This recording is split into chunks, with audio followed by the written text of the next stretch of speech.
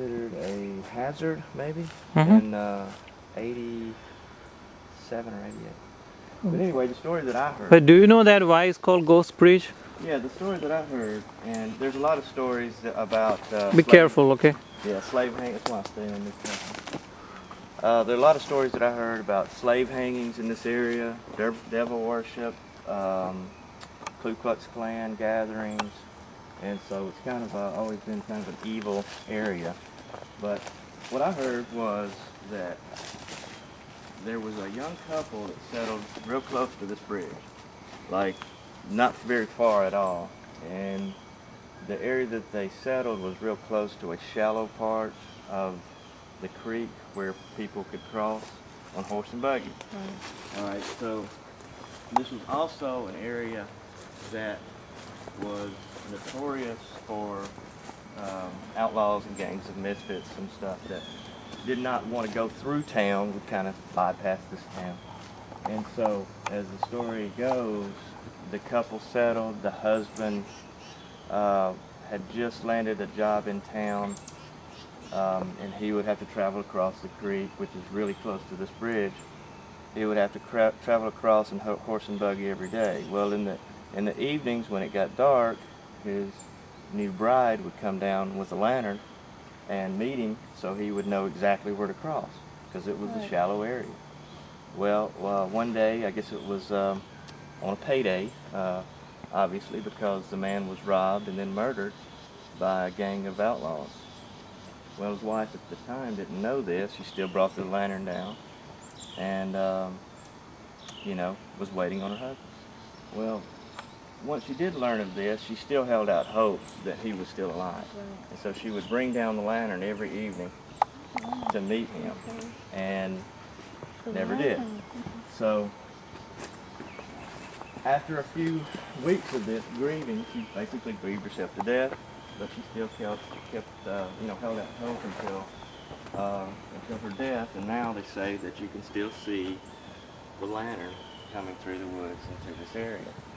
And so a lot of people mistake it for headlights, like maybe your father or your father's friend did. Exactly. But it's really, you know, it's really a cool little ghost story. Now, I haven't heard that story, but there's a Civil War story now. This elderly guy told me. It's my grandfather's friend.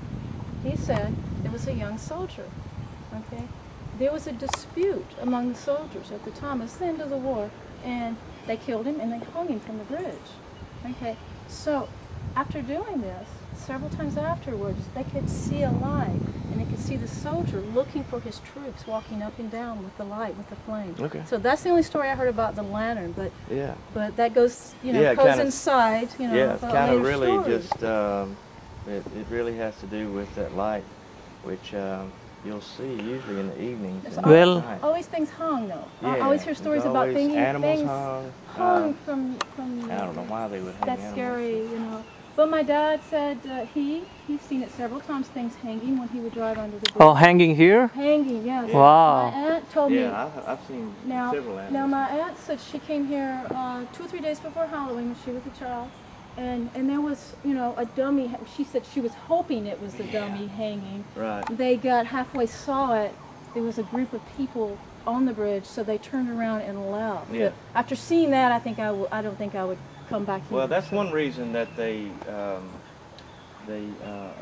abandoned this bridge, or whatever you want to call it. It's not that they didn't want to upgrade it, because it was beneficial, you know, moving people from one part of the county to the other. It just had so many problems. Because there was people that really did. But there is some other story, you know. I went to Google and searched it for the Ghost Bridge, and there's some other stories, you know. People have put it like, you know, they have experience here on this bridge, you know. The creepiest one is the one the old man was telling the headlights. That's just, I would have totally freaked out. Yeah, I've heard. You know, the headlight thing, that would have just freaked me out. Now, what was that again? Hold on. Okay, I thought somebody's here. Okay. It's too late. I mean, it's too early. It'll be later in the day. So to tell the story again, the elderly man, he walks home from work. This was before the bridge was closed. Walks home from work every day. Okay. He and his friend was walking home. They were approaching the bridge from the side. As they approached the bridge, a car was coming. They could see the headlights. So naturally, you move aside, and as they moved aside, as the headlights approached, they split and went different ways. So You know, and that would just totally creep me out. I don't think I would ever get back on that bridge again. Just totally creepy. Especially at night, I guess. At night, he said it was just totally black too, and I suppose it would be. You know, and these is two guys, so I'm thinking, you know, they didn't make that up. I mean, maybe they did, but I'm thinking, no, there's too many stories to just overlook something like that. And the animals, my aunt said also there's animals were constantly hung from here. Yeah. You know, and I didn't realize that. Yeah. I've seen the animals myself. The creepiest thing of all, you know, is the car. Did you read about the car? The guy said there was a car. They saw a car as they approached the bridge. Yaris? No, it wasn't a Yaris. It's a Yugo. A Yugo. Yeah. They saw it parked, right? They weren't even, maybe he said 30 seconds on the bridge. They were just trying to creep their girlfriends out, the two guys. As they came back, the car was completely upside down. Wow. And 30 seconds, you know. That's all over the internet. So that's a huge story. So I found some awesome websites. So Ghost USA, Scary Stories. I think we're going to bring Stephanie, who's going to be Christy, out here. And I told Matesh we ought to just leave her here for a while, so maybe she can get into character. Let me tell you something. So my nephew, Christmas, I was telling you, he can't scare him. Okay, he's a 13-year-old. He thinks this is the most wonderful thing in the world. So that's what he wants to do for Christmas. So we come out here, you know, at night. I mean, it's not completely night. It gets dark late here, so it's pretty dark. And we brought a light and we came out here, and it is the most creepiest thing at night. It's a totally different world here at night. This is nice.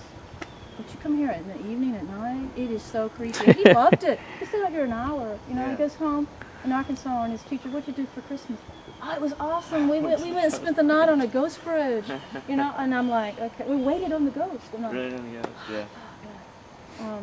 The ghost only appears when you least expect it, I hear. So it's creepy. And the water's up today. Let's walk a little bit. Be careful, yeah. Actually, being a stunt person, I can't help. As soon as I got here, I took pictures of this, and I want to run and just fall and almost fall through, and then you get a shot of the, of like her. you're going. Like she falls, and then you land. You almost fall, and you look. I just want to do that really bad. I mean, well, the water's up. I wouldn't ask her hurt. to do it, but I would do it. I'd do it in a second. The water's up now, it wouldn't hurt, but when it's low, it's only about this deep. And it's really hard. I mean, you don't fall through. You just land there, and it's just a scary thing. I want you to fall through. Foot hanging, and you're, or just fall, and you're looking down. And I think you should fall all the way through. I fall all the way through. That would be a little cold this time of year. I don't really remember it because I was in, I think, kindergarten, and we went to Morse Hill here. Okay, so we had to. But my sister does, and now that she mentions it, I remember it, but I don't remember it being this bridge. But she said it was this bridge. Well, see, I lived just right over here, Central area. So back before they built the new Savannah Highway, this was the way we would come with the old Savannah, and this would cut across to the Cox Creek. So we drove across it almost every day. So the bus comes on this bridge every day after school, and my mother would pick us up a lot, but we rode the bus home this time. The bus got right here, and for no reason at all, and I remember, almost going into the water. The bus turned sideways, and this beam, it said right between the beam. I do remember looking down and seeing the water, and the bus was we were sideways. Yeah, if you and everyone was screaming. They built up the tracks here. As you can see, the tracks they built them up. If your tires slid over here, we were leaning. It's hard to get back up. Yeah. And everyone was I remember all the screams, and I remember I was. Oh, that's why it's like this. I was against the window, and I was getting squashed. Everybody was on me. You know? And all I can remember thinking is, I'm dead. I'm gonna be squashed on the bottom. They're gonna get me out, And my sister was much older. She's, high school. So you've probably been traumatized ever since then. It didn't, maybe that's why you want to be a stunt person. I didn't get on the bus again. I was like, my mom had to pick me up every day, So there you go. And I don't remember much else on the bridge, but just the stories. But okay, and Forks of Cypress is just. Well, it's up at the fork. This is one fork of Cypress Creek, and then there's another one, and they come together as a confluence just up the stream here. And where the Forks of Cypress is, there's many stories also. Now, the only remains of Forks of Cypress are the pillars. It's an old antebellum style home, and they say that the only reason that the pillars survived is because they were made out of horsehair, and horsehair doesn't burn. So that was the reason. Oh wow! Okay, awesome. And we can drive by that and get some shots of that too. They don't mind if you do it from the road, but they just don't. Well, when I was a child, we actually invaded, and we weren't supposed to